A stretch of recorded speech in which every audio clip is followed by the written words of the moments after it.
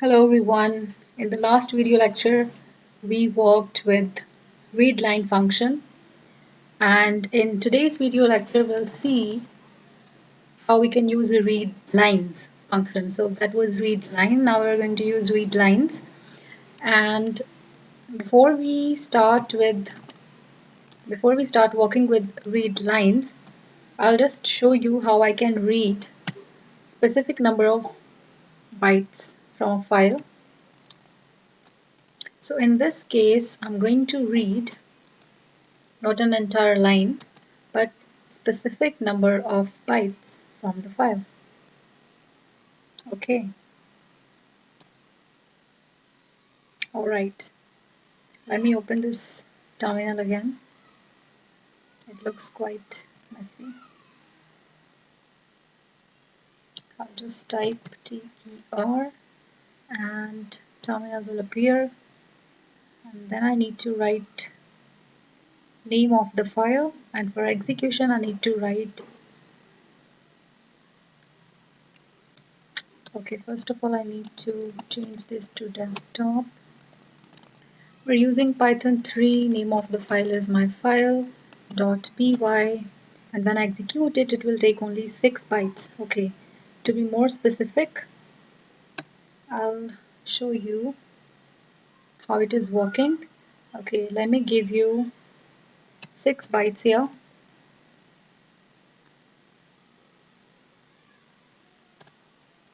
As you can see, so 1, 2, 3, 4, this is 5th, and I is the 6th byte. Okay, so this is how you can mention the size also. And now we're going to see how readlines works. So instead of using f.readline, I'm going to print f.readlines. And as you know, output of this particular function is a list. So if you ever encounter a problem statement where you are supposed to work on the strings of a file as objects of a list, you can always first convert the contents of your file to a list using readlines function, and then you can start working on it. I'll just run the program, and as you can see, these two statements, these are from the file, and since I was using readlines function, so this is my file, is the first element of the list, and this is file handling is the second element of the list. So when you start working on, if you work on this list, this will be the first element and this is going to be the second element. It will just ignore /n, this new line character. And this new line character is because when I was creating the file, I had pressed enter, so it goes to the next line. Okay.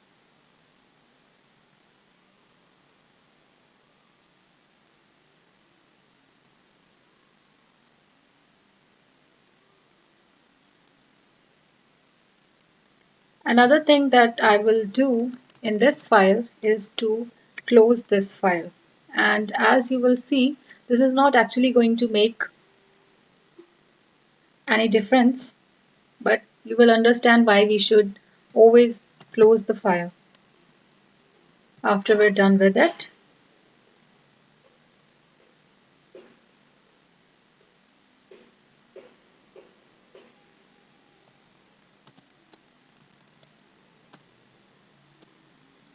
I'm sorry, I just closed the terminal.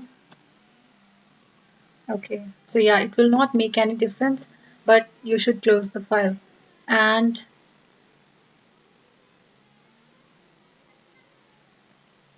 if I give number of bytes,